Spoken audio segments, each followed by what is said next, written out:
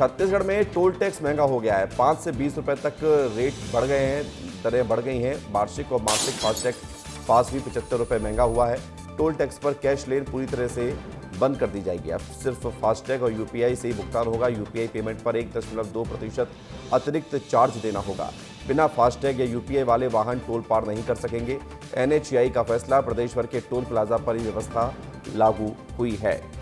रायपुर, दुर्ग, राजनांदगांव, महासमुंद, धमतरी, बिलासपुर समेत सभी प्रमुख टोल इससे प्रभावित हुए हैं।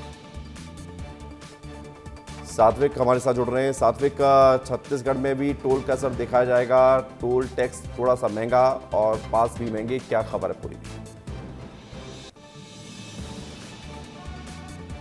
बिल्कुल विवेक, देखिए राजधानी रायपुर समेत पूरे प्रदेश भर में अब टोल टैक्स की जो दाम है उसमें बढ़ोतरी कर दी गई है। National highway authority of India ने ऐलान किया है कि अब से जो टोल टैक्स की जो कीमत रहेगी 5 से लेकर 20 रुपये तक बढ़ने वाली है। लेकिन national highway authority of India ने नए नियम पर और क्या क्या चीज़ें लाए हैं उसके बारे में बताना चाहूँगा विवेक।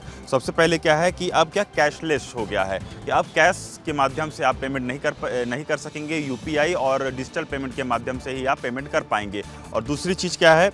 दूसरी चीज़ है कि यूपीआई पेमेंट पर 1.25% अतिरिक्त चार्ज देना होगा। यानी कि अब जो यूपीआई जो हम ट्रांजैक्शन करेंगे उसमें 1.25% अतिरिक्त हमें देना होगा। और फास्टैग और डिजिटल पेमेंट के माध्यम से ही अब हम सफ़र कर पाएंगे। और अगर जिसके पास फास्टैग और डिजिटल पेमेंट का साधन नहीं रहेगा तो उसे उसी टोल से लौट कर जाना पड़ेगा। और देखिए इसमें सबसे बड़ी बात क्या है विवेक, इससे क्या है कि आम जनता की जेब पर सबसे ज़्यादा असर पड़ने वाला है, क्योंकि 5 से लेकर 20 रुपये तक की बढ़ोतरी हो जाएगी। एक तरफ मिडिल ईस्ट में इजराइल, ईरान और अमेरिका का युद्ध चल रहा है, जिसमें लगातार तमाम चीज़ें महंगी हो गई हैं।